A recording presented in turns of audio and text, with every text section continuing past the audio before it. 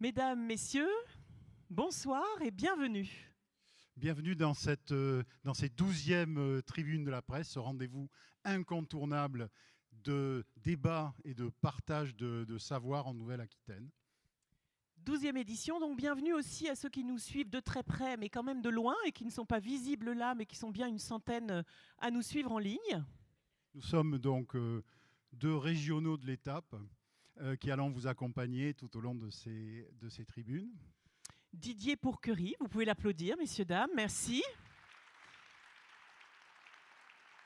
Il est bien sûr journaliste, il est ancien directeur adjoint du Journal du Monde et il est fondateur du site The Conversation. Si vous ne le connaissez pas encore, je vous conseille d'aller y faire un tour. Et puis effectivement, néo-aquitain de toujours, puisqu'il est né juste de l'autre côté de l'eau et qu'il préside également Cap Science. Et Camille Sirène, qui est psychologue, conférencière, entrepreneur, qui est d'ailleurs vraiment une régionale de l'État, puisqu'elle a dirigé pendant 6 ans une association de quartier juste à côté, et qui depuis 15 ans est installée en Nouvelle-Aquitaine. Juste de l'autre côté de l'eau aussi. Très bien. Alors, vraiment ravi de partager avec vous en particulier cette soirée et puis les jours qui vont suivre sur le thème des vertiges de l'identité. Et sans plus attendre, nous avons le plaisir d'accueillir notre président de la région Nouvelle-Aquitaine, Alain Rousset.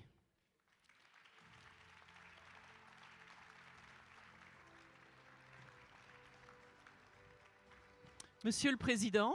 Merci. Merci. Écoutez, je suis moi aussi totalement en phase avec les deux interventions qui viennent d'avoir lieu. C'est une petite fierté pour nous, pour la région, pour moi-même, puisque la création de cette manifestation a été voulue et inventée par la région. J'avais en fait un chagrin qui a disparu en Nouvelle-Aquitaine, en Aquitaine, ce que l'on a appelé à un moment donné les rencontres de la communication, qui étaient portées par la Ligue de l'enseignement, et je cherchais une idée pour faire en sorte que le savoir d'aujourd'hui, l'intelligence, la critique, la culture d'aujourd'hui puisse être par des échanges diffusés, débattus ici même. Et donc avec Jean-Pierre Tucois, avec qui je travaillais à l'époque, on s'est embarqué sur ces tribunes de la presse. Pourquoi tribunes? Pour les raisons qui ont été évoquées tout à l'heure. L'échange, la critique, l'information, les expertises qui peuvent être données à entendre. Pourquoi de la presse? Parce que tout le monde est bien conscient dans le monde d'aujourd'hui du risque qu'il y a que la presse perde, et parfois elle a beaucoup perdu son indépendance pour des raisons qui tiennent à certains pouvoirs politiques aux États, pour des raisons qui tiennent à ce que de grands anciens ont pu appeler les puissances d'argent. Je trouve que c'était une bonne formule, d'ailleurs. Et on le voit même en France aujourd'hui. De la presse aussi, parce que le travail des journalistes me rend admiratif sur leur capacité de recherche, alors pas forcément tous, hein, ou toutes, d'écriture, de vulgarisation d'un certain nombre de dossiers. Je ne peux pas commencer ma journée sans lire Sud-Ouest ou feuilleter Sud-Ouest, m'accrocher à un certain nombre d'articles. Et puis, en début d'après-midi, on a la chance d'avoir à Bordeaux l'édition, comme je l'avais quand j'étais à Sciences Po, du Monde. Donc c'est un débat intéressant, et je voudrais remercier ce cher Bernard Guetta d'avoir bien voulu présider ces tribunes. Pour ceux qui ne le connaissent pas, c'est la voix, ou c'était la voix sur France Inter, le matin des problèmes géopolitiques. Prix Albert Londres, beau parcours. Merci aussi à Jean-Pierre Tucois qui porte parfois d'une manière ombrageuse, mais bon, c'est son caractère.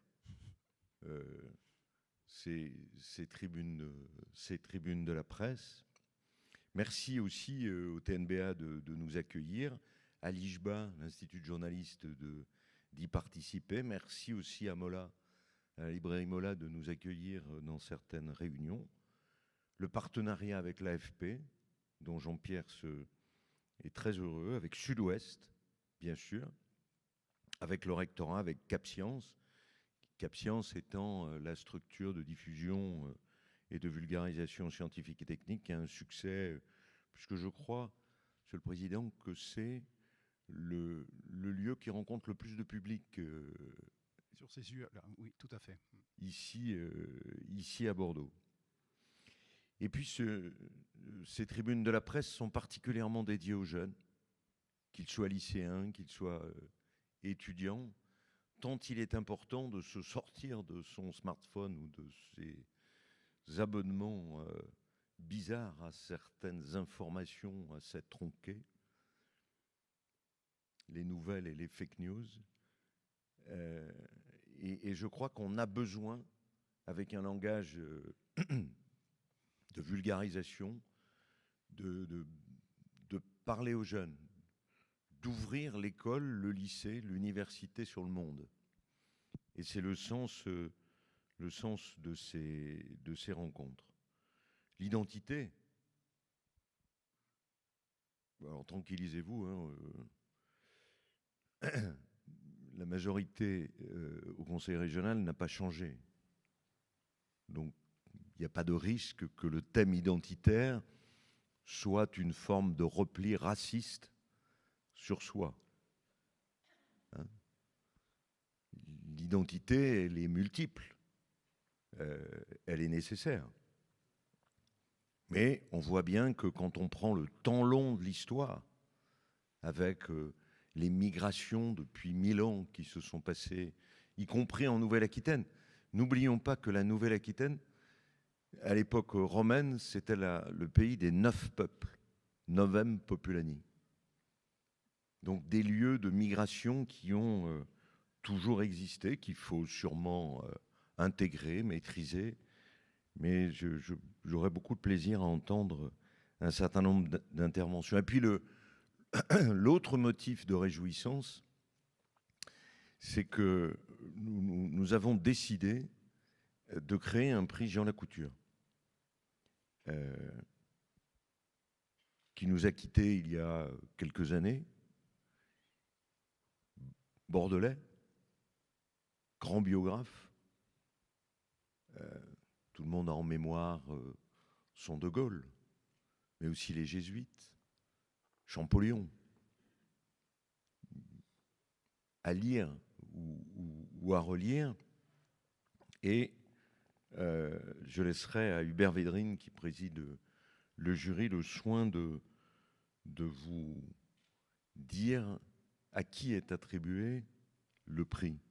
Ce soit parce qu'on me l'avait marqué sur mon discours, mais si je le dis maintenant, je coupe les jarrets. Non, vous spoilez, comme on dit maintenant. Non, il ne faut pas spoiler, Monsieur le Président. Je ne spoil pas. Mais j'aime bien j'aime vraiment bien le... Mais vous allez rester avec nous pour remettre ce prix. Vous serez là. Voilà. Écoutez, j'ai pas de chute à mon discours. Si, parce que il se trouve que j'ai un collaborateur qui est lui-même écrivain et qui en même temps essaye de me mettre dans mes discours toujours des citations de grands personnages. Allons-y. Alors, je ne les reprends jamais parce que voilà. Et là, il m'en a donné une de Thomas Jefferson, qui écrivait en 1787, année de la rédaction de la Constitution américaine, que s'il devait choisir entre avoir un gouvernement sans journaux, ou des journaux sans gouvernement, il choisirait sans hésiter la seconde proposition. On est aux États-Unis, ça serait un sacré bazar. Mais, quelque part, il n'a pas tort. Vivre sans le monde sous les yeux, fût-ce à travers une tablette, ce que je déteste totalement. Moi, j'aime le papier. On peut revenir, on peut... Je vous conseille d'acheter le papier quand même. On va replanter des pins après les grands incendies, donc il n'y a pas de souci là-dessus. Et simplement, je vous souhaite de bonnes tribunes, que le miel que vous allez en tirer soit pour vous des moments de plaisir et de réflexion. Merci. Merci. Vous pouvez rester avec nous. En effet, on va passer, comme vous l'avez dit, Président, on va passer à la remise du prix Jean Lacouture. L'année dernière, d'ailleurs, il y a eu une table ronde très intéressante à Lijba sur ce grand personnage, où Jean-Claude Guilbault était présent aussi pour partager ses souvenirs de journaliste. Et donc, j'appelle l'ex-ministre des Affaires étrangères, Hubert Védrine, sur scène pour qu'il remette ce prix. Au titre de président du jury. Vous pouvez l'applaudir, messieurs et dames. Est-il bien là? Il est là. Bienvenue.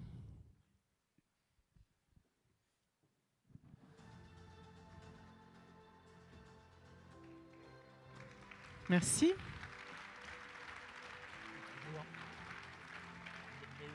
Mettez-vous là. Alors, si vous pouviez nous dire 2 ou 3 mots sur les critères de ce prix, et ensuite on découvrira l'heureux lauréat. Alors d'abord, je voudrais redire qu'Alain Rousset, le président Rousset, a une idée géniale en voulant créer un prix Jean Lacouture. Moi, ça me touche énormément parce que je l'ai vraiment très très bien connu, mais les membres du jury l'ont tous connu. Donc ils sont tous, il y a un lien pas uniquement intellectuel ou de lecteur ni d'admiration, il y a un lien personnel. Vous pouvez nous donner quelques noms du jury? Je le donnerai après. D'accord. Mais c'est que des gens qui ont un... On est 6 ou 7, ça va d'ailleurs s'élargir, et donc des gens qui ont un vrai engagement. Ce n'est pas simplement l'admiration des lecteurs de loin. Vous voyez. Alors on s'est mis au travail, on a lu plusieurs livres très bien, très très bien, et on s'est inspiré donc de Jean Lacouture. Il faut que ce soit des livres écrits par des journalistes, un ou une journaliste, ça c'est les statuts. Donc ça peut être des enquêtes, des voyages, des descriptions, des biographies, tout ce qui tourne autour de ça, mais écrit par des journalistes. Et après réflexion, je vais tout de suite aller à la conclusion. Après réflexion, nous avons décidé de donner ce premier prix, Jean Lacouture, à Thomas Negaroff.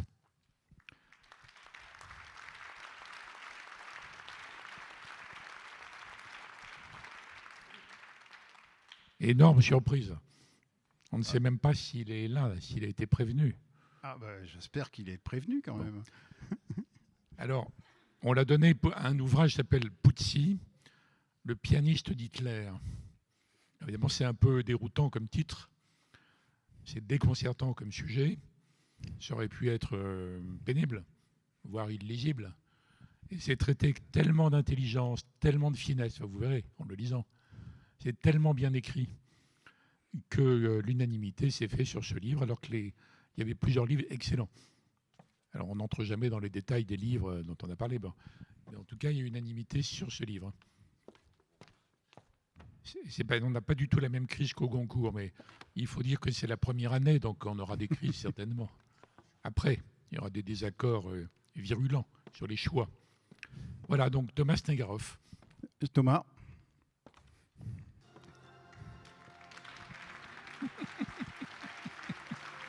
Faut qu'on se serre la main.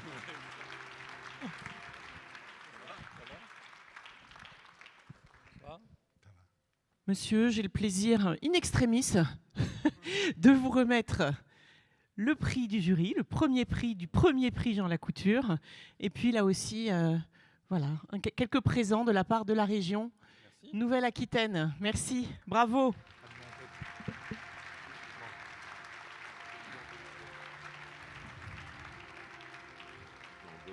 Alors racontez-nous comment est venue cette idée, comment vous avez eu envie d'écrire ce livre? D'abord, merci quand même, avant de raconter ça. Merci beaucoup. Hubert Védrine disait qu'il y avait eu l'idée géniale d'Alain Rousset de choisir un prix Jean Lacouture. Et moi, je dis qu'il y a une autre idée géniale, c'est de m'avoir remis le prix Jean Lacouture. Merci beaucoup, en tout cas. Je suis très flatté. C'est à la fois un honneur et presque un engagement d'être le premier prix d'une série, j'espère, très longue de prix Lacouture. Et puis Jean Lacouture, effectivement, c'est un modèle pour tout, je crois, journaliste qui écrit, pour toute personne qui fait des biographies, parce qu'effectivement, mon livre est une biographie. Et donc, je suis à plein de titres très ému et très heureux de recevoir ce prix. Pour un livre, effectivement, qui est un livre qui peut sembler un peu bizarre, hein. Hubert Védrine le disait, c'est vrai que le titre, même Puzzi, on ne sait même pas trop ce que c'est. Le pianiste d'Hitler, on se dit, mais il avait un pianiste, Hitler. Alors, ce n'était pas son pianiste officiel, mais pour vous dire en un mot l'histoire de ce livre, ça fait des années que je travaille sur les États-Unis. Et il y a quelques années, je voulais absolument travailler sur les États-Unis nazis. C'était une période où les États-Unis, même avant l'arrivée d'Hitler au pouvoir, par haine des judéo-bolcheviques, par crainte de l'arrivée des Juifs aux États-Unis, sont attirés par l'idée antisémite, sont attirés par ces idéologies-là. Il y a des gens comme Henry Ford ou d'autres qui portent cette idéologie-là dans le pays. Donc je me dis, tiens, ça m'intéresse. Et puis je connaissais des images du Madison Square Garden, bondé en 1936, 37, 38, avec des croix gammées partout. On est quand même au cœur des États-Unis. Et je parle devant Hubert Védrine, qui connaît tellement bien les relations internationales et qui sait tellement bien comme elles sont plus complexes qu'on ne le raconte parfois, qu'il n'y a pas forcément les gentils, les méchants, et les États-Unis de ces années-là naviguent vraiment dans des eaux troubles. Pas que les États-Unis, l'Angleterre aussi, les grandes démocraties anglo-saxonnes naviguent en eau trouble. Et donc je me dis, je vais écrire un livre d'histoire là-dessus, un essai historique.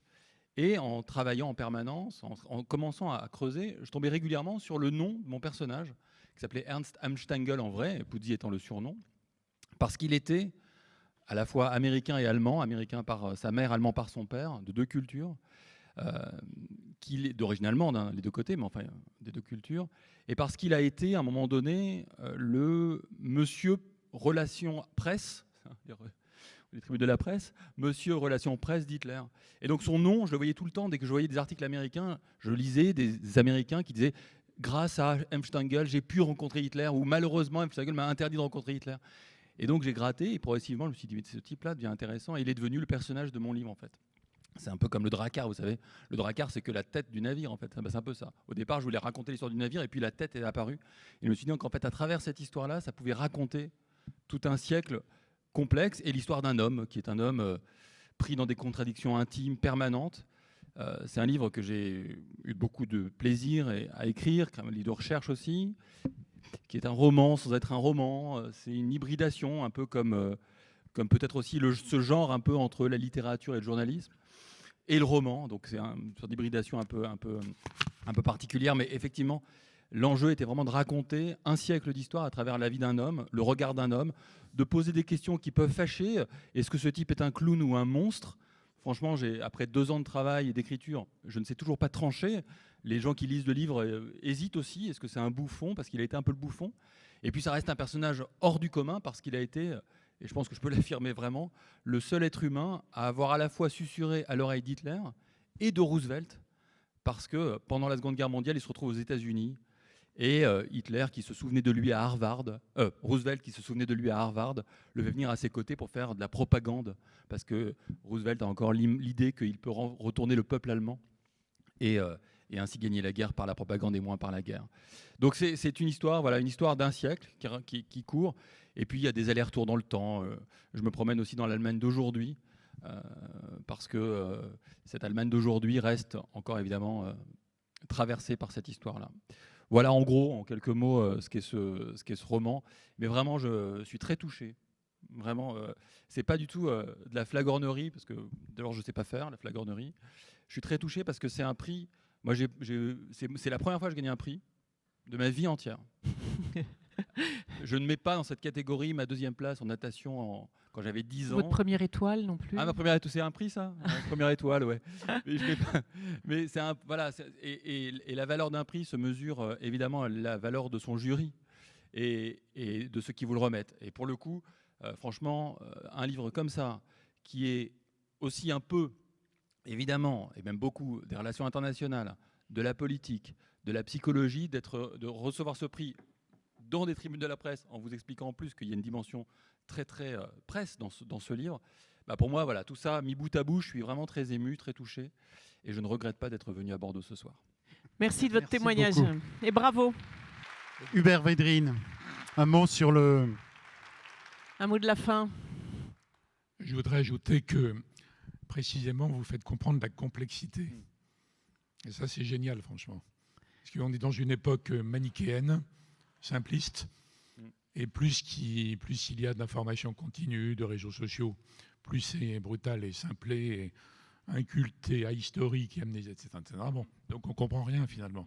Alors que vous, à travers ce personnage inattendu, on comprend la complexité. Ce que vous dites sur les États-Unis, vous êtes spécialiste, c'est tout à fait remarquable.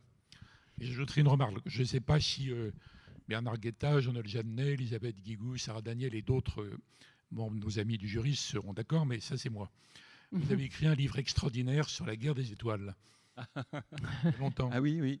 Ça va, oui, j'ai écrit un livre sur la Qui guerre des étoiles. s'appelle Je suis ton père. Oui. C'est Dark Vador. C'est Anakin, Oui. Dark Vador.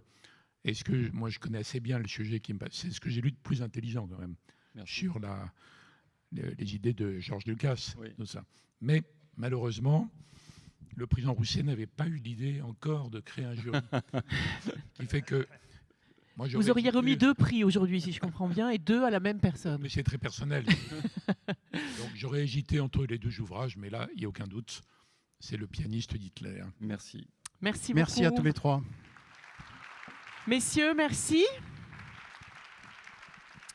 Voilà, vous pouvez laisser les micros juste là. Complexité, l'origine du mot signifie « tout est lié ». Donc en effet, si certains ouvrages peuvent nous faire entrer dans cette complexité, au sens de comprendre en quoi tout est lié, voilà, c'est mieux pour comprendre la réalité. Alors Didier. On va rentrer dans les tribunes de la presse encore plus avec un pas de plus, avec Bernard Guetta, son président. Il y a beaucoup de présidents ce soir. Bernard. Vous pouvez l'applaudir. Normalement, il y a une petite musique quand même pour mettre... Voilà.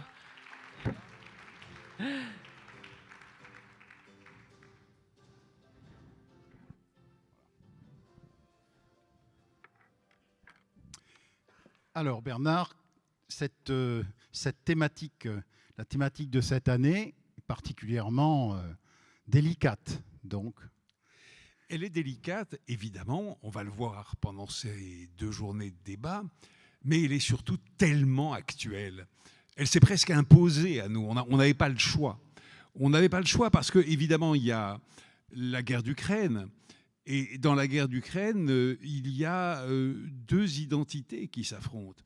L'identité ukrainienne, évidemment, les Ukrainiens défendent leur spécificité, leur identité nationale, culturelle, linguistique, historique, religieuse.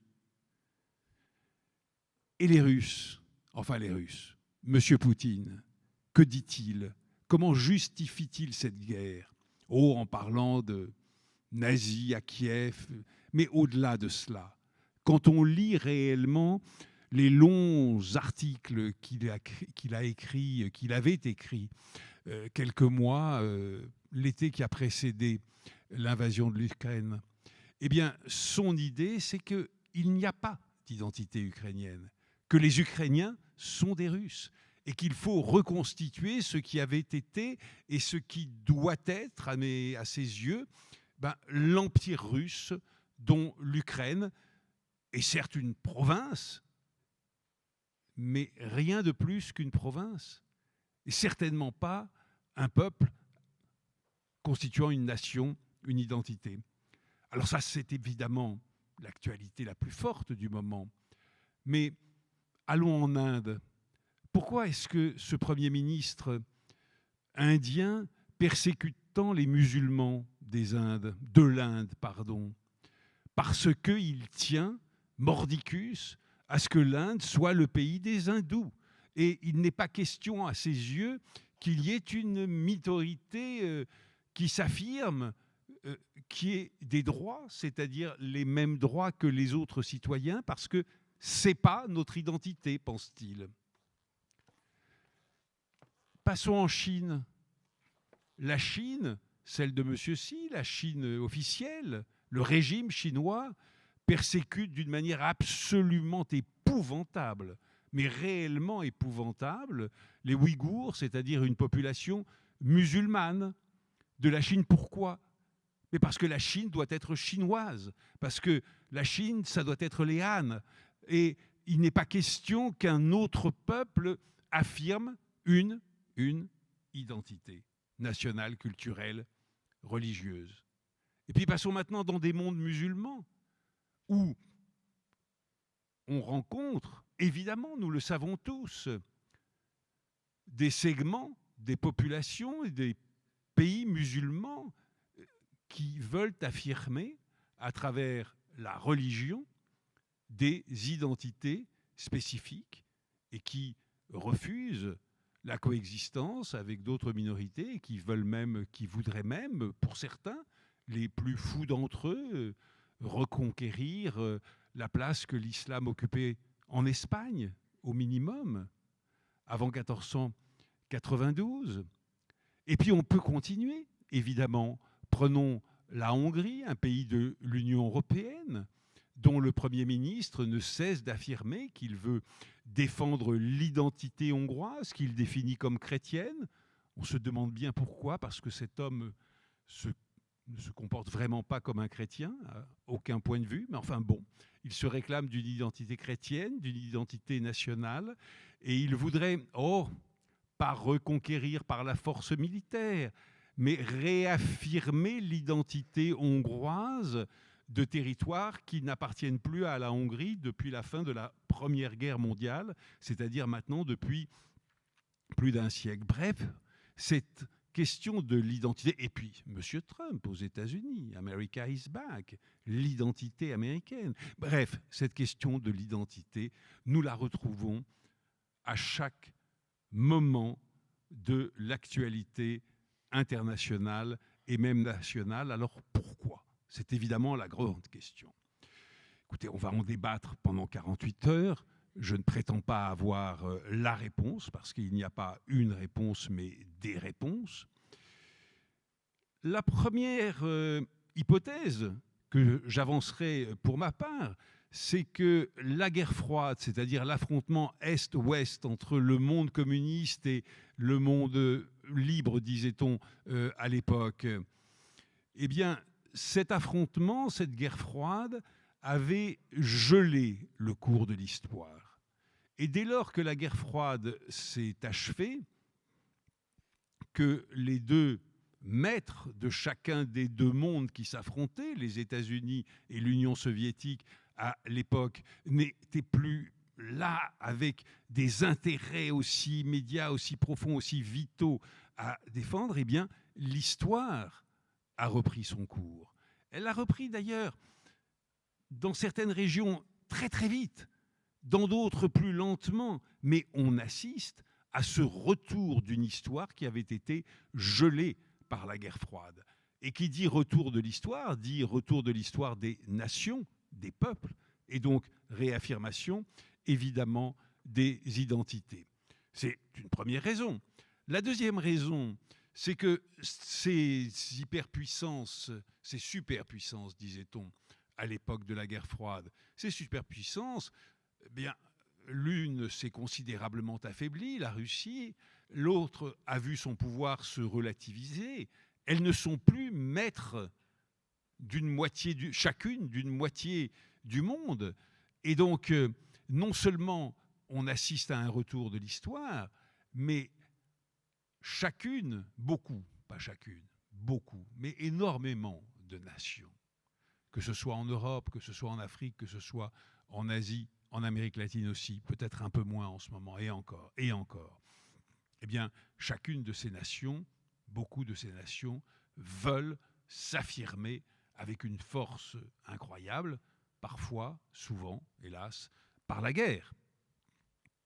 Et puis, le monde s'est beaucoup uniformisé par ces modes, les produits qu'on achète. Vous savez que quand on voyage, il y a de moins en moins de produits locaux dans les grandes rues commerçantes. On retrouve partout les mêmes grandes marques.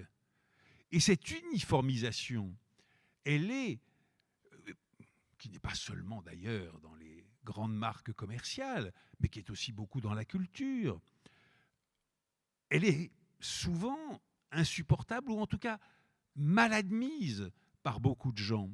Et donc il y a une volonté qui, elle, est tout à fait compréhensible et certainement pas antipathique, et même souvent très sympathique, de réaffirmer bien des identités locales ou même des produits locaux. Regardez dans la gastronomie à quel point on veut aujourd'hui réaffirmer les produits du terroir, même pas d'un pays, du terroir.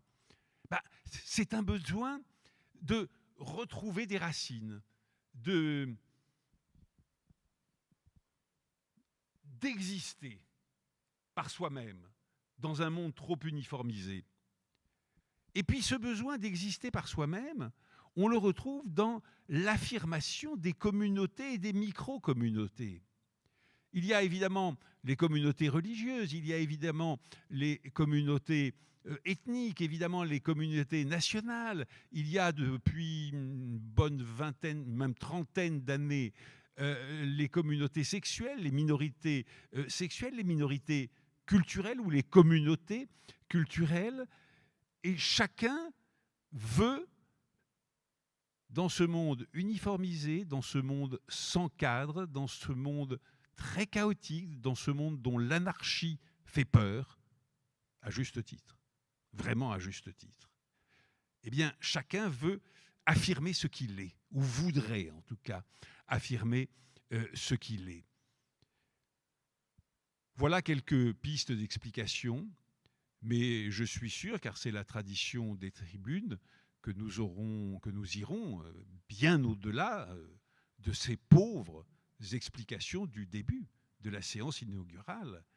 Dans 48 heures, nous serons tous beaucoup plus savants, beaucoup mieux éclairés, comprenant beaucoup mieux ce phénomène des identités. Mais je vais repasser la parole à nos amis qui vont maintenant introduire la première de nos tables rondes. Je ne dirais pas la plus brillante, mais celle que j'attends peut-être avec le plus d'impatience. Merci Bernard. Juste un point sur l'Ukraine. Avant, on peut l'applaudir quand même. Oui, merci. Sur l'Ukraine, c'est un sujet que vous pouvez retrouver notamment vendredi matin, avec notamment Bernard qui sera autour l'un des trois intervenants. L'un des trois intervenants. Merci beaucoup. Voilà, alors évidemment, l'identité, bravo aussi pour l'audace, parce que sujet de haute complexité, vous l'avez compris. Alors, qui de mieux placé qu'un équilibriste, philosophe des sciences, pour nous faire entrer en matière dans ce sujet de l'identité, entrer dans la matière même. Voilà, j'appelle à me rejoindre Étienne Klein. Vous pouvez l'applaudir.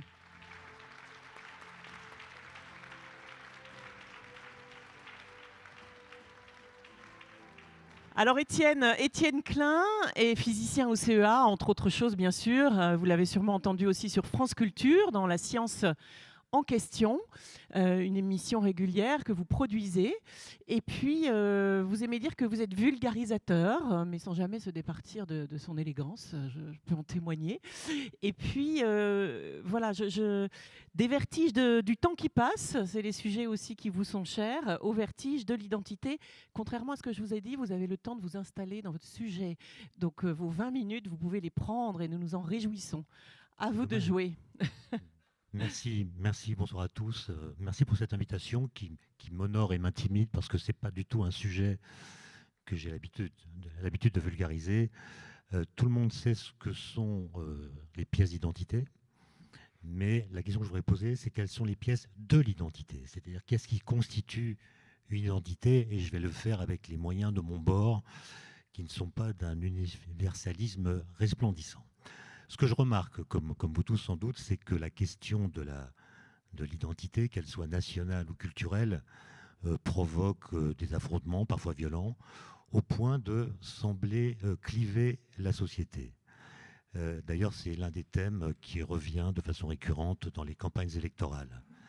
Pour d'aucuns, notre identité viendrait de nos ancêtres les Gaulois, qui auraient l'étrange particularité, eux, de ne pas avoir d'ancêtres. Car s'ils en avaient, on ne pourrait pas dire que nos ancêtres sont les Gaulois, mais les ancêtres des Gaulois, et même les ancêtres des Gaulois, et on n'en finirait pas. Au passage, ça permet de remarquer que le mot origine, en fait, est synonyme du mot conclusion, puisque raconter l'origine d'une chose, ou bien d'un individu, c'est raconter l'histoire qui a précédé son apparition, et dont il est lui-même la conclusion. Et donc, raconter une origine, c'est toujours raconter une histoire qui a précédé. De sorte que la question de l'origine est constamment déplacée, elle recule de plus en plus loin. Alors pour certains, notamment à Bordeaux, si j'ai bien compris, l'identité serait heureuse. Pour d'autres, elle serait au contraire malheureuse ou bien menacée, voire déjà fracturée. Alors la question est, qu'est-ce qu'on appelle une identité? Et pendant très longtemps, l'identité a été une notion assez simple. Elle consistait à découvrir que deux choses qu'on croyait distinctes n'étaient en fait qu'une seule et même chose. Dire que la chose A était identique à la chose B, c'était dire qu'il n'y avait en réalité qu'une seule et même chose que nous appelions tantôt A, tantôt B. Après, ça s'est un peu complexifié parce que dès lors qu'on a affaire à deux choses qui sont identiques, la question se pose de savoir si elles sont discernables ou pas. Ou est-ce qu'elles sont au contraire indiscernables?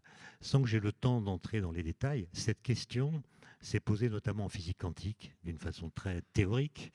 Si vous prenez un électron et un autre électron, non seulement ils sont identiques l'un à l'autre, mais en plus, ils sont indiscernables. C'est-à-dire que si vous en prenez un dans un système, dans un atome par exemple, et le remplaciez par un autre électron dans le même état, aucun moyen ne vous permettrait de dire si vous avez affaire à l'électron qui était là au départ ou si c'est celui qui a été apporté, qui l'a remplacé.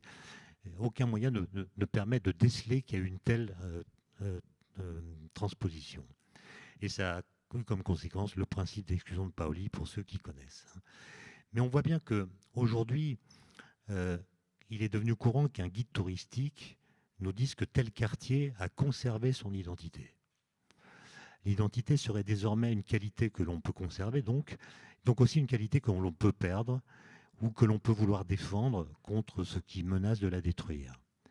Mais qu'est-ce que c'est que l'identité d'un quartier? Dans un guide touristique plus ancien, j'ai regardé, on aurait plutôt parlé du caractère du quartier ou bien de son âme, mais certainement pas de son identité. Alors ça veut dire sans doute que le mot identité dit quelque chose de plus. Dans l'exemple du quartier que je viens de citer, il s'agit d'un territoire qui pourrait être absorbé par la masse urbaine qui l'environne, et aussi d'une population qui y vit, ce qui permet au mot identité de désigner non seulement une qualité propre à cette partie de la ville, mais aussi un attachement des habitants à leur manière d'y vivre. Que deviendrait le quartier si, comme on dit, il perdait son identité? On répondra qu'il ne serait plus le même. Est-ce que cela voudrait dire qu'il aurait disparu? Ou alors qu'il existerait encore, mais de manière indistincte, confondu qu'il serait avec le milieu qui l'entoure? Le problème est donc de savoir comment préserver son identité si l'environnement change. On répondra en la changeant. Ah oui, mais si on la change, c'est qu'elle n'est plus la même, et si elle n'est plus la même, c'est qu'on l'a perdue. On voit par là que la notion d'identité, pour peu qu'on s'y arrête, mène à bien des embarras, qui sont certainement la source des crispations qu'elle engendre. Je vous recommande d'ailleurs à ce propos de lire un livre de François Julien, le philosophe, sinologue, qui s'intitule « Il n'y a pas d'identité culturelle », qui, à mon avis, est parvenu à dépasser ces crispations dans un esprit d'ouverture, comme on dit à France Culture. Il est parti du constat qu'une identité culturelle française est impossible à identifier. Et il préfère donc parler de ressources culturelles françaises, qu'il s'agirait non pas de protéger, mais d'exploiter, ce qui est au demeurant la meilleure façon de les défendre.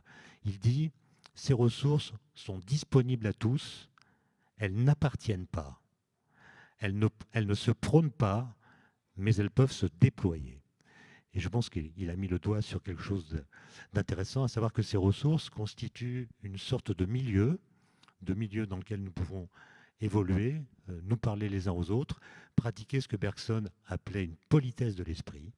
Politesse de l'esprit, c'est-à-dire que chacun se sent autorisé à pouvoir parler avec n'importe qui d'autre. Ça peut aussi être un milieu conflictuel. Mais cette façon de concevoir notre République, disons, est menacée, à mon avis, par le numérique. Comme on l'a vu pendant le Covid, chacun d'entre nous, en quelques clics, peut fabriquer ce que j'appellerais son chez-soi idéologique, c'est-à-dire sa communauté numérique qui rassemble des personnes qu'il ne connaît pas forcément, mais qui pensent comme lui, qui croient comme lui, qui s'abreuvent aux mêmes sources que lui, de sorte que, circulant dans cette communauté que chacun peut façonner à sa guise, et aidé en cela d'ailleurs par des algorithmes qu'il ne maîtrise pas, eh bien, est constamment confronté à des arguments qui viennent conforter ce qu'il croit déjà, à des biais de confirmation, comme on appelle cela, alors que la pensée, c'est une pensée qui accepte des arguments qui viennent la contester. Toute pensée est critique. Et une pensée qui n'affronte pas ce qui la menace est une pensée qui finit par sédimenter en croyance. Et il me semble que là, il y a un risque qui vient de ce que, à trop promouvoir l'idée, disons, renfermée d'identité, on risque de balkaniser l'idée même de vérité. Je veux dire par là que, et il suffit pour se rendre compte de relire Tocqueville, dans De la démocratie en Amérique, il y a un chapitre dans lequel il explique que la plus grande menace pour la démocratie, ce ne sont pas les salons mondains, puisque les salons mondains sont des lieux dans lesquels on argumente, on se dispute, ce sont ce qu'il appelle des petites sociétés, c'est-à-dire finalement des clans dans lesquels les valeurs qui sont partagées par ceux qui les constituent apparaissent aux membres du clan comme plus importantes que les valeurs du contrat social. Et donc il y a dans le numérique, à mon avis, la possibilité que ces petites sociétés, on le voit déjà d'ailleurs, se constituent et fassent que la communauté nationale se balkanise et se structure finalement en communautés séparées qui ne se parlent plus et s'affrontent indirectement. Alors faisons un pas de côté, si vous le voulez bien, en essayant de... Je ne sais pas pourquoi, mais au bas de ma page, il y a éditorialiste égale idiot réaliste. Alors, je ne sais pas pourquoi j'ai écrit ça. Ah ben, ça doit être parce que c'est une anagramme. Voilà. Je dis parce qu'il y a des gens de la presse. Éditorialiste, ça donne idiot réaliste. Mais c'est un pur hasard. Bon. Donc la question, ne nous laissons pas distraire. Faisons un pas de côté et posons-nous la question de savoir ce qui fonde notre identité en tant qu'individu, en tant que corps physique. Pendant très longtemps, on a cru que les organismes vivants étaient composés d'entités stables qui, au jour de leur mort, désagrègent leurs liens et se dispersent. Cette image est fausse, on le sait aujourd'hui. Par exemple, les molécules organiques qui forment nos tissus quittent notre organisme dans une ronde incessante et sont remplacées par d'autres. La vitesse de ce renouvellement est très élevée, même dans des tissus comme l'os qui ont l'apparence la plus solide. Nos cellules sont constamment remises à neuf. Nos globules rouges ont une espérance de vie de 120 jours. Les cellules de nos alvéoles pulmonaires sont remplacées toutes les semaines. Ça veut dire que l'unité spatio-temporelle historique d'un être humain, son identité si vous préférez, sont analogues à celle du bateau de Thésée qui était perpétuellement réparé et dont les sophistes d'Athènes se demandaient au fur et à mesure que les pièces en étaient modifiées ou remplacées s'il s'agissait encore du même bateau. Le sentiment que nous avons tout au long de notre existence de la pérennité de notre corps qui fonde notre identité correspond donc pour une grande part à une illusion. Notre identité pourrait s'apparenter à celle d'un régiment qui a gardé le même nom et le même drapeau depuis 2 siècles, alors que les noms des hommes qui le composent ont changé plusieurs fois. Et donc ça pose la question de savoir qu'est-ce qui fonde notre identité, qu'est-ce qui la maintient vivace au cours du temps. Qu'est-ce qui fait que lorsque vous voyez une photo de vous-même enfant, vous dites « c'est moi ». Qu'est-ce qui s'est maintenu au cours du temps alors même que vous avez changé?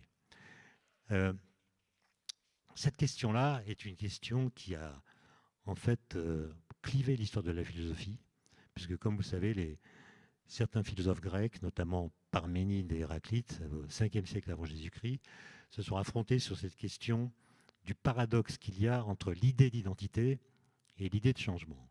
Parménide, c'est le philosophe de l'être, pour qui l'être est en permanence, par définition, identique à lui-même. Il est insoumis au temps, il est fidèle à sa nature, il ne devient jamais autre, il ne change pas.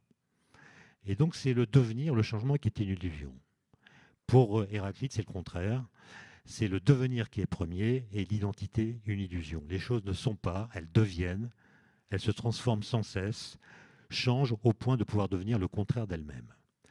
En fait, le paradoxe, il peut se résumer d'une façon très simple, qui est celle-ci, de 2 choses l'une.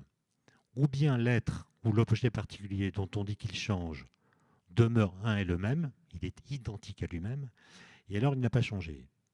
Ou bien il a vraiment changé, et alors on ne peut plus dire qu'il est un et le même.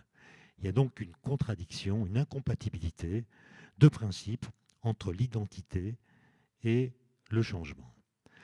Alors, ça veut dire que si on commence par la première possibilité, l'être ou l'objet particulier qui change demeure un et le même, donc il n'a pas changé, on a affaire à un énoncé qui semble évident si l'on admet le principe de la nécessité de l'identité de soi à soi. Si un être ou un objet particulier, disons X, est nécessairement identique à lui-même, il ne peut en toute rigueur changer, puisqu'alors il cesserait d'être X. Cette manière de penser conduit à admettre qu'il n'y a pas de sens à parler de changement. Celui-ci est au mieux une illusion, une apparence qui se joue de nous, au pire une absurdité. Si maintenant on regarde la deuxième possibilité, l'objet ou l'être a vraiment changé, alors il n'est plus le même. Elle semble naturelle dès lors qu'on prend au sérieux l'idée même de changement. Changer, c'est par définition devenir différent et par conséquent ne plus être identique à soi-même. Si X change, c'est qu'il cesse d'être X. Et ce paradoxe, en fait, qui a tant tourmenté l'histoire de la philosophie, qu'il a même séparé en 2 doctrines, celle de l'être, celle du devenir, il a en fait été résolu par un stratagème langagier. Dans la langue française, par exemple, le sujet du verbe changer, c'est ce qui ne change pas quand on dit qu'il change. Autrement dit, quand je dis que X étant une personne, une nation, un individu, quand je dis que X a changé, à la fin, j'ai toujours affaire à X. Autrement dit, ce qui a changé, ça n'est pas X, c'est une propriété secondaire de X. Autrement dit, changer, ça n'est pas perdre son identité, c'est au contraire la conserver. Changer, ça n'est pas la même chose qu'être remplacé. Quand X change, quand je dis que X change, il n'est pas remplacé pour devenir Y. Il est toujours X.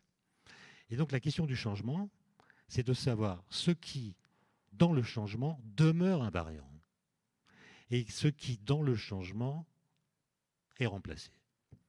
Par exemple, on parle aujourd'hui beaucoup de la transition énergétique sans jamais trop préciser de quoi on parle. On sent bien que la transition énergétique, c'est un changement. Mais un changement de quoi? En fait, pour préciser ce qu'on appelle la transition énergétique, il faut répondre à 2 questions différentes. La première, c'est qu'est-ce qu'on veut conserver à l'identique? Deuxième question, qu'est-ce qu'on veut remplacer? Si on ne répond qu'à une seule de ces 2 questions, on reste dans un flou artistique qui permet de mettre sous ce vocable confus toutes sortes de choses qui ne sont pas forcément compatibles entre elles.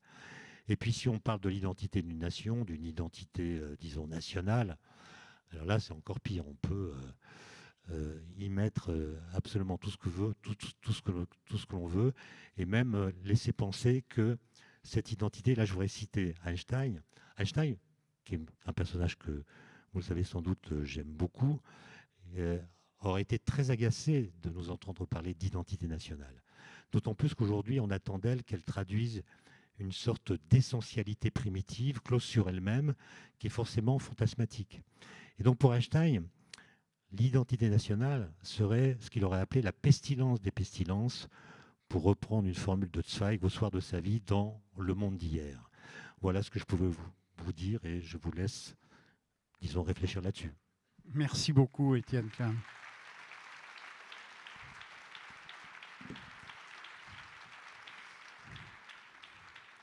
Bon, alors on va aller un pas plus loin. On va rentrer dans un autre type de vertige de l'identité avec un dialogue entre deux personnes différentes et complices quand même. Elie Barnavi et Slimane Zeguidour, s'il vous plaît.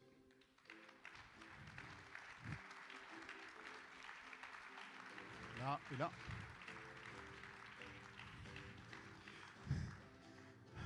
Rapidement, mais parce que vous êtes l'un et l'autre assez connus, je rappelle que Elie Barnavi, c'est un historien qui a été, on le connaît bien en France parce qu'il a été ambassadeur d'Israël en France, et il est également un des cofondateurs et le patron du comité scientifique du Musée de l'Europe.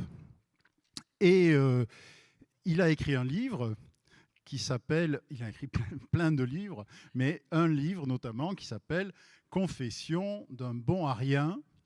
Et c'est chez Grasset. Et donc, on va peut-être commencer par ça, je ne sais pas. Ça, c'est vous qui voyez. Hein. Je vous laisse, je vous présente et ensuite je vous laisse. Slimane Zeguidour, vous êtes journaliste, vous êtes éditorialiste et rédacteur en chef à TV5 Monde. Et vous avez écrit un livre qui s'appelle « Sors, la route t'attend » aux éditions Les Arènes. Alors, l'un et l'autre, quand on vous parle d'identité, juste pour lancer votre dialogue, votre première réaction, c'est quoi? Votre identité. Où est-ce qu'elle est, votre identité, cher Elie Barnavi? Je n'en sais fiche rien. Ah, ça commence mal, là. Ce qui est certain, c'est que Slimane et moi, nous sommes un bon choix pour ce débat. Pour une raison très simple, c'est que nous sommes tous les deux je pense, des nœuds d'identité. Et comme demande, c'est quoi ton identité? J'ai beaucoup de mal à y répondre parce que justement, il faut que je commence à adresser la liste et ensuite adresser une hiérarchie. Qu'est-ce qui est le plus important? Ce qui est effrayant, si vous voulez, c'est lorsque les gens savent exactement quelle est leur identité, qu'ils tendent à imaginer unique, ou du moins tellement importante que toutes les autres passent à la trappe, en quelque sorte. Et ils savent qu'ils sont ceci ou cela.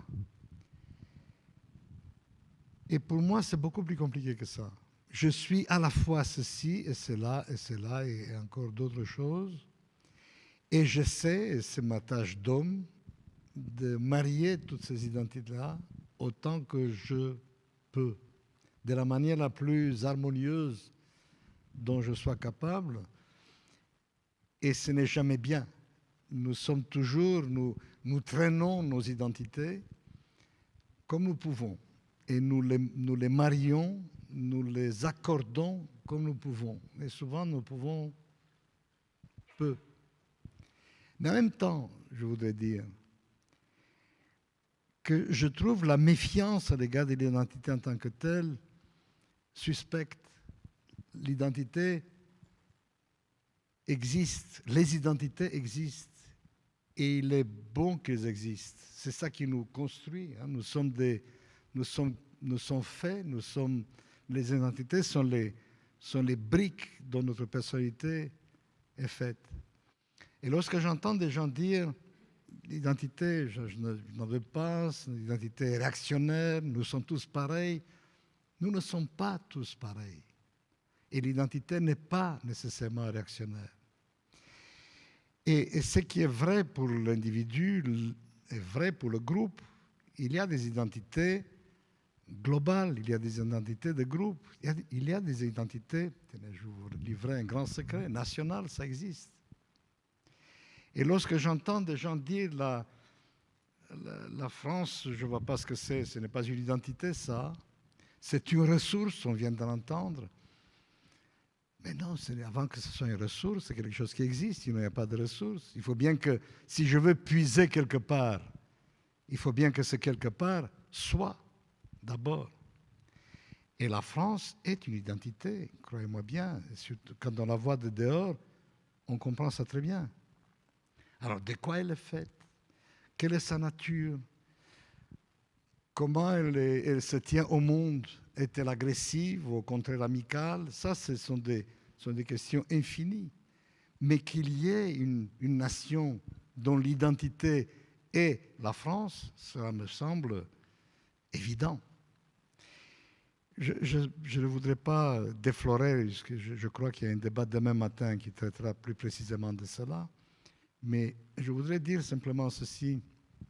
Et j'ai entendu une fois dans un débat quelconque à la télévision française, un jour que j'étais de passage, j'ai entendu un jeune homme très sympathique, très de gauche, très progressiste, dire, on lui demandait mais qu'est-ce que c'est que l'identité française? Et lui, il a dit l'identité de la France, c'est son modèle social. Mais si l'identité de la France est son modèle social, la Nouvelle-Zélande, c'est la France aussi. Le Canada, c'est la France aussi. Pas toute l'Amérique, mais enfin, le Massachusetts, c'est la France aussi. C'est-à-dire, c'est idiot. Ce n'est pas vrai. On parle français dans ce pays, que je sache. D'une histoire 2 fois millénaire, quelque chose est né qui s'appelle la France et ailleurs, vous n'avez pas ça. C'est ça les questions qui m'intéressent. Et je voudrais comprendre de quoi sont faits ces groupes, ces identités. Je suis historien.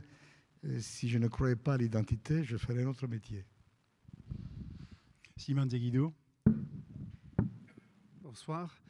Pour répondre à la question comment me définir, j'aurais tendance à répondre par une boutade qui était le titre d'un western spaghetti des années 70, qui était stupide en apparence, mais que je trouve assez sophistiqué. C'est « Mon nom est personne ». Mon nom est personne. Le mot personne signifie une sorte de négation. Il n'y a personne. Mais en même temps, il y a la personne. Ça, c'est la boutade. Ça me fait penser aussi à une autre phrase de Saint Augustin à propos du temps. Il a dit, quand j'y pense, en mon fort intérieur, je sais ce que c'est, mais quand on me demande de l'exprimer, je ne trouve pas mes mots. Alors, n'étant moi ni philosophe, ni historien, ni anthropologue, je vais essayer de procéder par anecdote pour parler de ces histoires d'identité qui, depuis quelques années, défrayent la chronique. On a cité les pays, Bernard Guetta a évoqué l'Inde, la Chine, la Turquie. On peut ajouter l'Algérie, Israël, beaucoup de pays africains, l'Ukraine et la Russie. Mais moi, je trouve que les 2 pays que je connais le mieux et dont je suis un peu le produit, c'est-à-dire l'Algérie et la France, sont les pays où cette rage identitaire sévit avec le plus de virulence, parfois le plus d'humour, et là où on voit un débat qui est obsédant, lancinant, permanent et qui zigzague tout le temps entre l'incongru et le grandiloquent. Mais moi, personnellement, je n'ai aucun problème d'identité, c'est-à-dire je ne sens ni tension, ni tiraillement, ni inhibition. Mais du fait que je sois né en Algérie, que je vive en France, ça me crée toujours des problèmes auxquels j'essaye de réagir avec humour. Par exemple, chaque fois que je dois remplir un formulaire et j'arrive à la rubrique « Pays de naissance », bon, si je mets Algérie, c'est vrai, mais c'est inexact, puisque c'était un ensemble de départements français. Donc il serait plus juste que je dise « je suis né en France ». Mais c'est aussi exact, mais pas totalement vrai. Si je mets Algérie française, ça paraîtrait complètement ringard. Et alors à chaque fois, je me dis, toutes les réponses sont fausses, de toute façon. Et en même temps, elles ont toutes une part de vérité.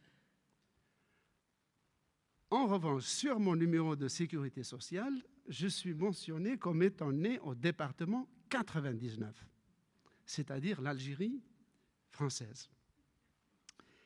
Et quand je dis je procède par anecdote, il faut vraiment que je vous raconte très rapidement, je vous rassure, je ne vais pas vous infliger mon autobiographie, mais ma naissance en Algérie, vivant aujourd'hui en France, c'est notre histoire commune. Et c'est une histoire qui nous travaille quotidiennement. Par exemple, moi je suis né en 1953 dans un petit hameau de Kabylie, de la petite Kabylie. Quand je dis hameau, c'est-à-dire complètement hors du monde, ni route, ni électricité, ni bureau de poste, on ne voyait jamais de Français. Seuls mes oncles ou mes grands-oncles, quand ils allaient en ville ou quand ils allaient faire des guerres, là, ils voyaient des Français. Et mes ancêtres ont fait la guerre de Crimée, la guerre de Maximilien au Mexique, dans la bataille de Cameroun. Ils ont fait toutes les guerres de la France. Et la dernière, ils l'ont faite contre la France. Ça fait une histoire quand même. Et donc, je suis né dans ce village. Je décris dans mon livre l'univers dans lequel je vivais, sa cosmogonie, les superstitions, la pauvreté, tellement profonde et tellement coupée du monde qu'on n'était même pas conscient qu'on était pauvre, puisqu'on n'avait pas de terme de comparaison.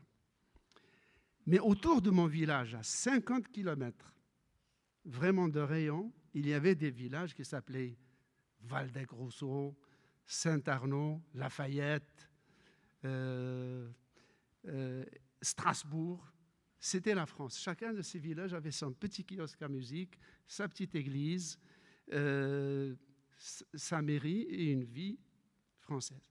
Par exemple, la ville de Strasbourg, qui était à 50 km de mon village, si vous tapez sur Internet, vous faites Algérie, Strasbourg, c'est un village alsacien qui ressemble vraiment à un dessin de Caran-d'Ache. C'est vous dire le milieu dans lequel je vivais, nous vivions sans le connaître. Et voilà que la guerre éclate un an après. La guerre éclate et évidemment les combattants de l'indépendance, où est-ce qu'ils se réfugient? Ils se réfugient dans les villages enclavés qui ne sont pas joignables de façon motorisée. Donc c'est la planque. Personne ne peut venir les rattraper sans se faire voir. Et alors là, l'état-major français décide en 1957 de transférer les populations des 16 000 villages enclavés dans des camps de regroupement. Et donc c'est ainsi qu'en 1957, nous avons été emmenés un beau matin, en une journée, dans le camp d'Eragen, où je vais passer toute mon enfance.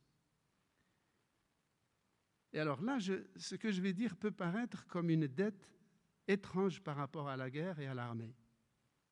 Si je n'avais pas été, s'il n'y avait pas eu la guerre, je n'avais pas été dans le camp d'Eragen, je n'aurais pas été sauvé de la tuberculose, dont j'ai perdu 2 frères et une sœur de cette maladie. Pourquoi? Parce que dans le camp, il y avait les barbelés, on était surveillés par des tirailleurs sénégalais musulmans, et la première fois que j'ai vu des hommes prier derrière un imam, c'était des soldats sénégalais en uniforme français. Nous étions aussi surveillés par des légionnaires, dont j'apprendrai plus tard que la moitié étaient des Hongrois qui avaient fui la révolte de 1956. Et division du travail, guerre psychologique ou pas, je ne sais pas, les Français étaient seulement infirmiers, instituteurs. Et donc, ce sont des soldats, des bidas, qui m'ont sauvé de la tuberculose, et ce sont des bidas qui m'ont appris à lire et à écrire. Autrement dit, sans la guerre, sans le camp de regroupement, je ne serais pas ici. Pourquoi il y a eu ces camps? Le camp était stratégiquement visé à couper la population algérienne des combattants de l'indépendance. Mais tactiquement, il visait à nous couper des combattants de l'indépendance pour que nous ne puissions pas les nourrir. Mais stratégiquement, il visait à faire aimer la France. Et ça tombait au moment où Jacques Soustelle venait de terminer son mandat, et Jacques Soustelle avait inventé le mot intégration, qui est aujourd'hui un mot complètement galvaudé. C'est Jacques Soustelle qui l'a inventé en 1955, aidé par Germaine Tillon et Vincent Monteil. Donc il fallait que les Algériens aiment la France et il fallait que la France leur montre son meilleur visage. Et paradoxalement, aujourd'hui, avec le recul, je dirais que la guerre d'Algérie nous a fait connaître l'humanité des Français. Ça peut paraître complètement révisionniste, mais c'est vrai, parce que la méchanceté, nous la connaissions d'avant. La violence de la conquête, les enfumades dans les grottes, tout ça, nous le connaissions. Mais ce que nous ne savions pas, c'était que parmi ces bidas, notamment ceux que j'ai eu la chance d'avoir comme instituteur, je dois dire qu'ils étaient d'une humanité, d'une empathie, d'une humanité absolument extraordinaire. Alors là, donc, je suis dans le camp. En 1958, il y a la Ve République. Jusqu'en 1958, j'étais un sujet français non naturalisé qui est devenu français de souche nord-africaine après avoir été français musulman non naturalisé. En 1958, avec le référendum sur la Constitution, référendum dont je me rappelle parfaitement du jour, puisque c'est la première fois où mon père et ma mère ont voté pour la Ve République. Et je le raconte dans le livre, je m'en rappelle très très bien. Et donc, je deviens français. Et le paradoxe, c'est que je deviens français au moment où le gouvernement français commence à négocier secrètement avec le FLN pour que je puisse devenir algérien. 1962 arrive, les Français partent, je deviens algérien. 1974, j'arrive en France, je m'installe, je sens que je me sens bien, j'ai envie de vivre en France. J'arrive à l'âge de 20 ans, je vis mes premières relations, mes premières expériences d'adulte, que je trouve aussi fondamentales que celles de l'enfance. Les premiers amours, les premières souffrances, les premières amitiés, la solidarité, le travail. Et je décide, je me dis, c'est ici que je veux vivre. Alors je vais demander un formulaire de naturalisation à la préfecture. On me dit, mais monsieur, vous ne pouvez pas vous naturaliser. J'ai dit, comment ça? Ils me disent, vous, c'est la réintégration. Donc j'apprends que ma nationalité française n'a jamais été abolie, qu'elle a été juste mise au rencard. Donc, je fais un processus de réintégration et c'est Rocard, Michel Rocard, paix à son âme, qui signe le décret. Et alors le paradoxe, c'est que Michel Rocard a fait le premier rapport sur les camps de regroupement en 1959 et c'est lui qui signe le décret de réintégration, mon décret de réintégration à la nationalité française. Je l'ai rencontré, je le lui ai dit. Alors il a éclaté de rire, il m'a dit « Je n'ai pas fait que des bêtises alors ». Et en redevenant français, je ne perds pas ma nationalité algérienne. Et alors du coup, ça donne des situations comme celle-ci. Par exemple, pour aller en Algérie, si je pars avec un passeport français, j'ai besoin d'un visa. Et comme j'ai un passeport algérien, là aussi, autre paradoxe, Les gens, ils font un passeport pour quitter leur pays. Moi, je le fais pour rentrer dans le pays. Parce que sinon, c'est très difficile d'avoir un visa avec un passeport français. C'est payant, ce n'est pas gratuit. Donc, j'ai un passeport français qui est une sorte, algérien, qui est une sorte de visa permanent. Ce qui fait que pour sortir de France, j'ai besoin d'un passeport algérien. Et quand je suis en Algérie pour ressortir, si je montre seulement mon passeport algérien, on me dira où est le visa. Donc, je sors mon passeport français. J'ai besoin de passeport français pour quitter l'Algérie. Et encore mieux que ça, j'ai 3 fils. Il y a un accord sur le service militaire entre les 2 pays. Mes fils ont choisi de faire leur journée citoyenne en France. Et la première fois, après qu'ils aient fait leur journée citoyenne, on est tous partis en Algérie et ils avaient tous emporté leur certificat de journée citoyenne. Donc, en sortant de l'aéroport d'Alger, en passant devant la PAF, je passe le premier et puis je me range dans un coin pour regarder le manège. Je vois mon premier fils qui arrive et le policier algérien lui dit le certificat, la carte militaire. Et moi qui ai grandi dans un camp, je vois mon fils sortir le certificat avec bleu, blanc, rouge. Il le montre au policier algérien qui lui répond par un grand sourire. Il lui dit « Bon voyage ». Vous voyez un peu l'ambiguïté et la complexité des relations entre les 2 pays. Et moi qui pensais, enfin, j'aurais pu penser si j'étais adulte à l'époque, que l'indépendance de l'Algérie allait séparer définitivement l'Algérie et la France, au contraire, je trouve que le fait franco-algérien commence avec l'indépendance. Et là, je vais être très bref. Germaine Tillon a dit une phrase très très forte. Elle a dit « Le FLN, la France a arabisé l'Algérie, le FLN l'a francisé. » Et c'est vrai. Pourquoi? Parce que la France, en créant des villes dans les plaines où il y avait du travail, a fait descendre 4 générations de paysans kabyles, berbérophones vers les grandes villes où ils se sont arabisés définitivement au point d'avoir oublié le kabyle ou le berbère. Le FLN l'a francisé, pourquoi? Parce qu'en 1954, il n'y avait que 14% d'Algériens qui allaient à l'école. En 1966, c'était 99%. Et l'enseignement du français était obligatoire. Et il est toujours d'ailleurs obligatoire dès la 2e année du primaire. Donc en fait, c'est l'Algérie indépendante qui a francisé complètement les Algériens. Et aujourd'hui, il y a plus d'Algériens dans la seule agglomération marseillaise qu'il y en a dans toutes les 22 capitales arabes réunies. Il y a plus d'Algériens mariés à des conjoints français que d'Algériens mariés à des conjoints du monde entier.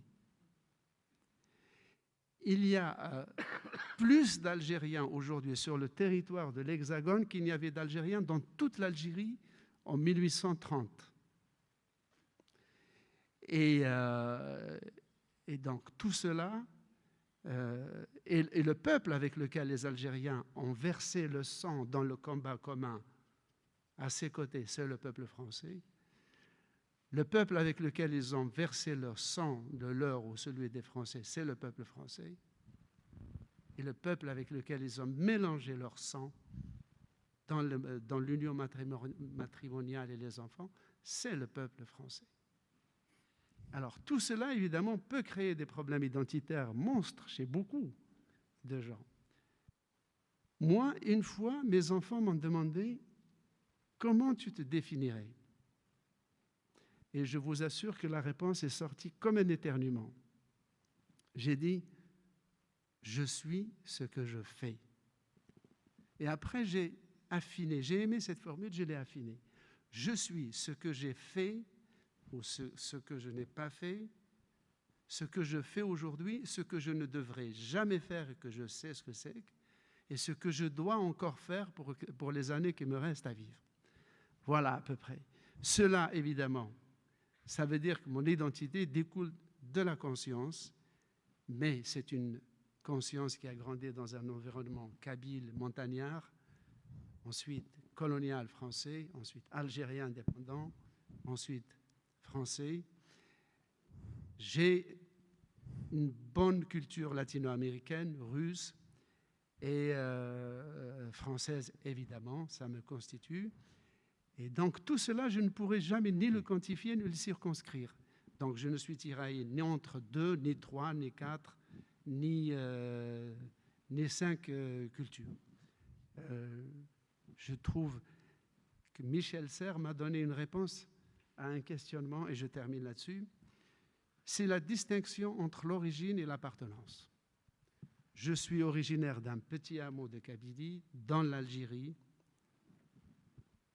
et je continue d'y aller régulièrement. Je continue de parler le patois quand je suis dans mon patelin. J'adore la gouaille algéroise.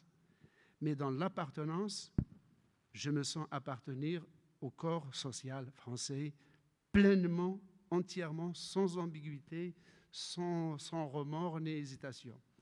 Je dirais, comme l'a dit un ex-premier ministre, je suis très bien dans mes baskets de français. Et vous, Elie Barnavi, comment vous... Vous pouvez prendre votre micro.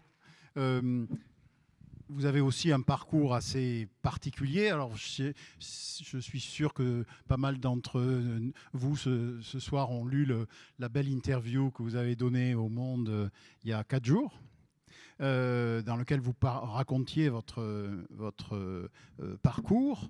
Et si on reprend les critères, je dirais, mis en avant par Siman Zeguidour, vous, comment, en quelques mots, comment vous vous définiriez selon ces critères-là? Un peu comme lui, je dirais. S'il faut absolument dresser une liste d'appartenance, puisque c'est de ça qu'il s'agit d'abord, c'est quand on parle d'identité, on parle d'appartenance collective. Je crois que je suis d'abord un juif israélien.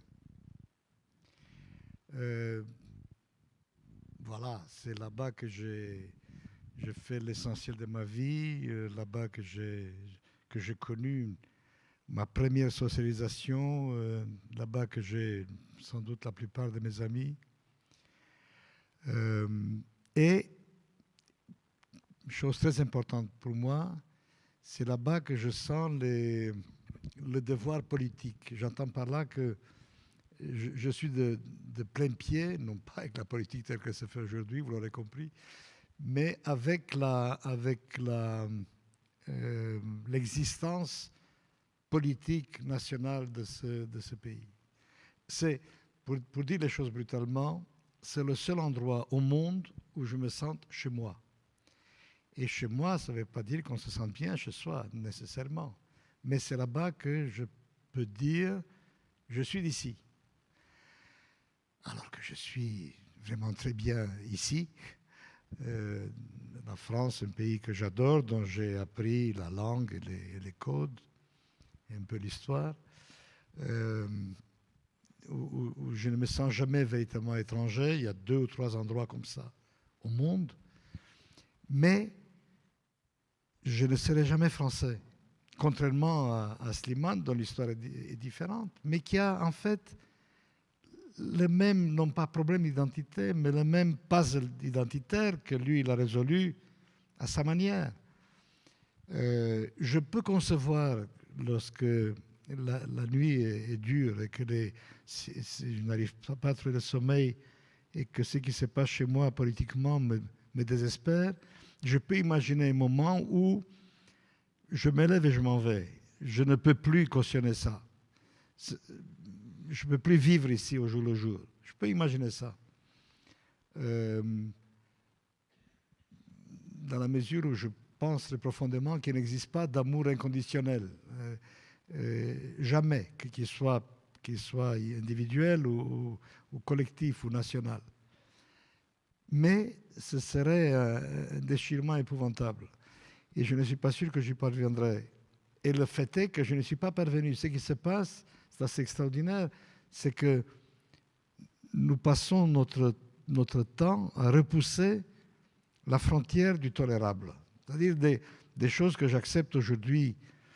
Et il y a 20 ans, je l'ai dit, mais jamais je n'accepterai de vivre avec ça. Et bien ça arrive et on continue quand même de vivre. Parce que la vie est plus forte, parce que c'est comme ça.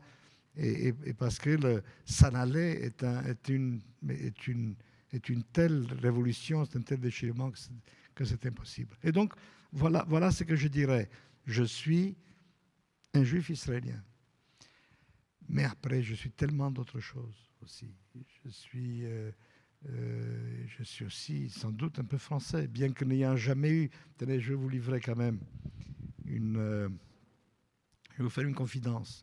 On m'a proposé 2 fois dans ma vie la citoyenneté française. Il suffisait de dire oui, volontiers, et je l'aurais eu. Je vous passe les détails, ça n'a pas d'importance. Pourquoi je n'ai pas accepté? Alors que, encore une fois, c'est un pays duquel je me sens proche, et où j'ai vécu, où j'étais étudiant. Enfin bon. Parce que je me fais une très haute opinion du devoir de citoyen. Et que je trouve qu'un passeport et une identité nationale, c'est déjà assez lourd à porter comme ça. Et je n'ai aucune patience pour les gens qui vivent là-bas et votent aux élections ici, d'autant plus qu'ils votent mal. Et je pense qu'il faut voter là où on vit, là où on paie des impôts, là où on paye parfois l'impôt du sang, là où est votre vie, là où se passe, où est le centre de votre vie. Et donc je dis non, merci, je suis très flatté, mais tant que je peux venir et qu'on ne me demande rien, moi je montrerai mon passeport israélien et je suis accepté. Et donc j'écoutais Slimane, son propre nœud d'identité, et vraiment je vous conseille vivement ce livre, qui est un livre en plus littérairement, c'est formidable. Et on comprend. Je vous demande aussi de concevoir le courage qu'il faut pour dire des choses simples comme ça aujourd'hui en France. Alors que vous risquez d'avoir tous vos amis vous sauter dessus. Comment? Y aurait-il des aspects positifs à la colonisation française? Il y a même une loi comme ça. Une loi idiote, entre nous soit dit. Mais enfin, c'est-à-dire que pouvoir dire simplement oui, la colonisation française a détruit mon devoir, mais en même temps, elle m'a permis d'être ce que je suis, ce n'est pas si banal que ça. Et donc, lui, il a résolu sans doute mieux que moi son problème d'identité. Il dit, je suis d'ici pleinement. Et en même temps, j'ai des fidélités, des mémoires, tout ça, très bien. Mais il est français jusqu'au bout des ongles. À un sens, sa vie contrastée, difficile, mais profondément ancrée, lui a permis de résoudre je ne sais même pas si c'est un problème d'identité, c'est sans doute pas un problème, mais ça lui a permis de définir son identité collective beaucoup plus facilement que moi. Je traîne, moi, une histoire qui a un sens plus compliqué, plus douloureuse et moins facile à résoudre de cette manière. Donc, pour résoudre, j'ai écrit plus de 500 pages et je ne suis pas parvenu. Mais le piège d'un débat comme celui-ci, c'est qu'on nous demande de réfléchir intellectuellement à un problème, mais en fait qui est un problème tripal, qui est un problème personnel. Et comme nous sommes des intellectuels, nous sommes payés pour pouvoir parler de manière générale des choses qui nous font mal. Mais ce n'est pas toujours utile. Et en montant à la tribune, je me suis dit, peut-être qu'il serait plus intéressant, au lieu que nous réfléchissions de manière théorique à ce qu'est l'identité, plutôt dire comment nous la vivons nous-mêmes. Et à travers des cas particuliers, peut-être qu'on comprendra quelque chose, non pas à nos identités, mais combien c'est compliqué. Et je dirais simplement qu'on on a résolu son problème identitaire le jour où on va pouvoir dire à ceux qui vous interrogent, selon les circonstances, selon le moment de la conversation, selon la curiosité de notre interlocuteur, oui, je suis ceci, plutôt que cela. Et puis je changerai le lendemain. Et la liste, la hiérarchie, je la garderai pour moi-même. Et le jour où je pourrai, c'est surtout ça qui me paraît intéressant, de faire dans cet effroyable sac d'embrouille qui est l'identité de chacun, faire toujours une place pour l'autre et comprendre à quel point lui aussi est un sac d'embrouille identitaire. Et ne jamais l'exclure au nom d'une incapacité à venir me rejoindre, parce qu'il y a toujours moyen. Mais en même temps, je ne permettrai à personne de dire ton identité, elle est fausse, ou elle est violente, ou elle ne m'intéresse pas, parce que ça, c'est inacceptable aussi. Peut-être juste un souvenir que je trouve intéressant et illustratif de ce que je veux dire. Je ne sais pas si le nom de Bruno Kreisky vous dit encore quelque chose. À toi, bien sûr. Mais les jeunes qui sont là, je ne suis pas sûr qu'ils s'en souviennent. Bruno Kreisky était chancelier de l'Autriche, chancelier social-démocrate, personnage très important dans l'international socialiste. Moi, je l'ai connu comme ça, par l'international socialiste. Et c'était un homme très charismatique. Et pour son malheur, il était juif. Et il a osé déclarer publiquement dans un journal, le peuple juif est un mythe, il n'existe pas. Et je me souviens que j'étais révulsé.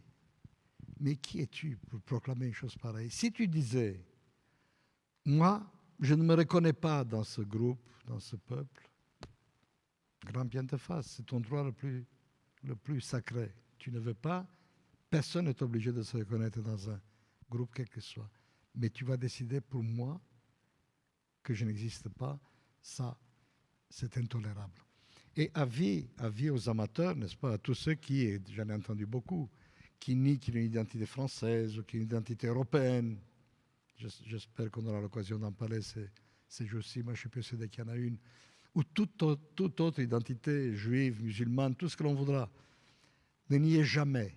Essayez de comprendre de quoi elle est faite et prenez-la à bas-le-corps et surtout n'acceptez pas qu'elle devienne exclusive, puisque le problème est surtout là, n'est-ce pas? Je vous renvoie toujours à cet essai merveilleux d'Ami Malouf, Les identités meurtrières.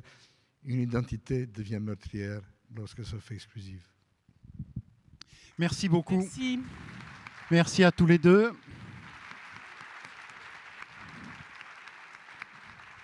Merci, j'espère que vous resterez un peu avec nous pour les heures qui viennent au moins, voire peut-être les jours. Des ouvrages à dédicacer aussi. Enfin, voilà, ce sera selon votre disponibilité. Donc, pour vous rappeler un peu ce qui va se passer pendant 3 jours, hein, parce que tout à l'heure, Bernard disait 48 heures, mais il y a aussi le samedi matin qui est important, et en plus, en fin de samedi midi, on va remettre un prix, le prix Reporter d'Espoir. Donc ça sera aussi une journée importante. Pendant ces 3 jours, il va y avoir à la fois des jeunes, des lycéens, des étudiants avec nous. Il va se passer des choses ici même, mais aussi, comme on dit maintenant, hors les murs, même si ce n'est pas très loin.